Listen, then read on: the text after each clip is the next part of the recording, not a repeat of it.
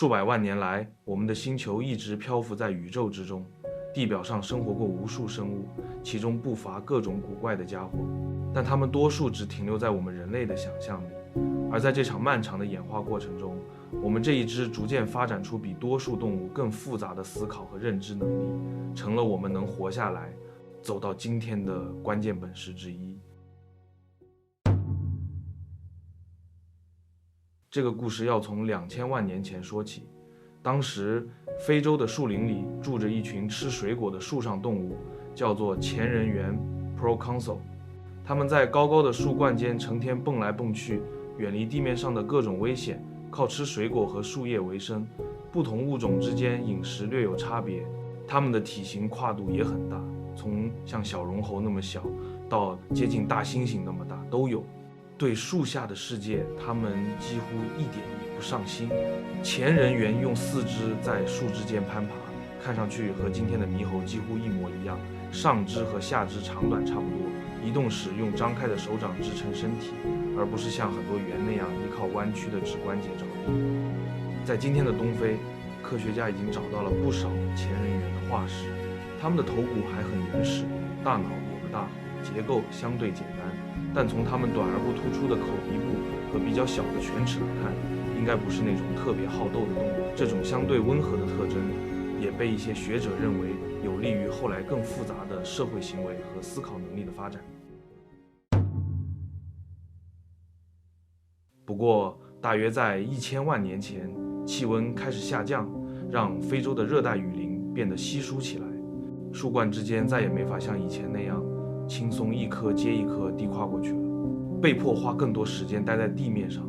在前人猿这一支极其近亲的后裔当中，出现了一类新的亲戚——地猿 Ardipithecus。他们开始尝试用后肢站立行走，脚依然能抓握树枝，但脚掌的结构已经出现了适合两足行走的足弓。科学家发现了一具几乎完整的地猿骨架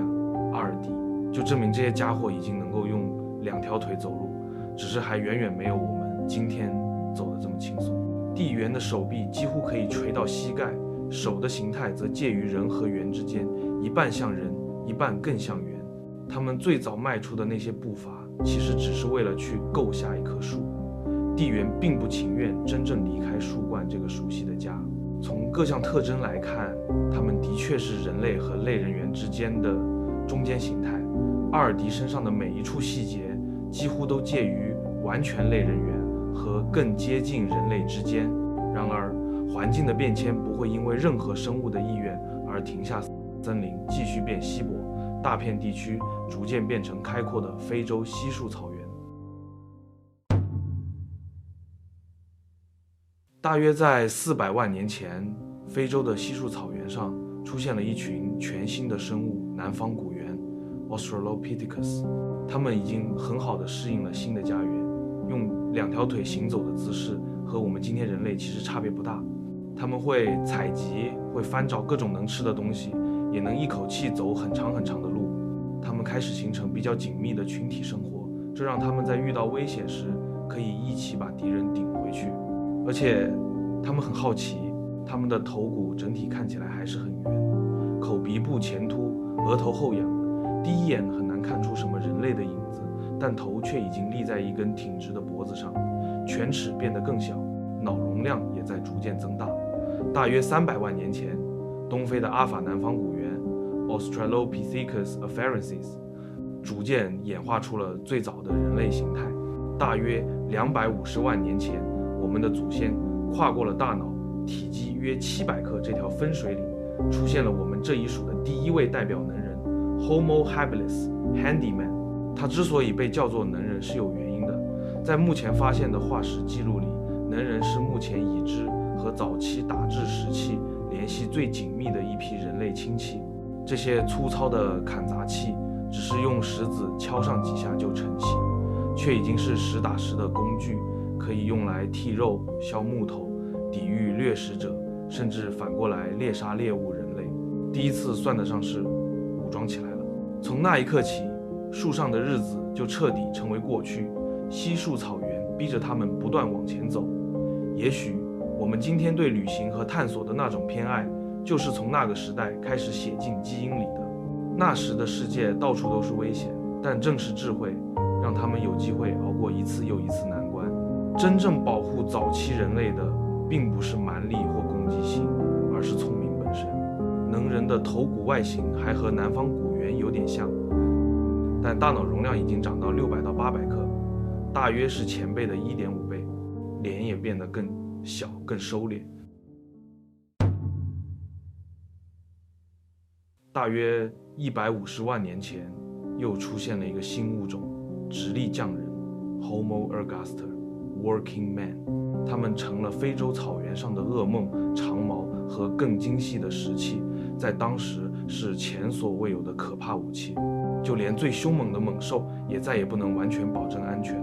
在东非，人们发现了很多羚羊甚至大象的骨骼，旁边散落着大量石器，那些骨头上的切割痕迹就是人类演化进入新阶段的直接证据。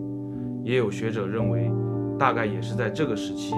人类开始尝试控制和使用火，不过更清楚普遍的用火证据要到后来的几十万年里才陆续出现。在东非，今天还能找到相当多最早期人类的化石，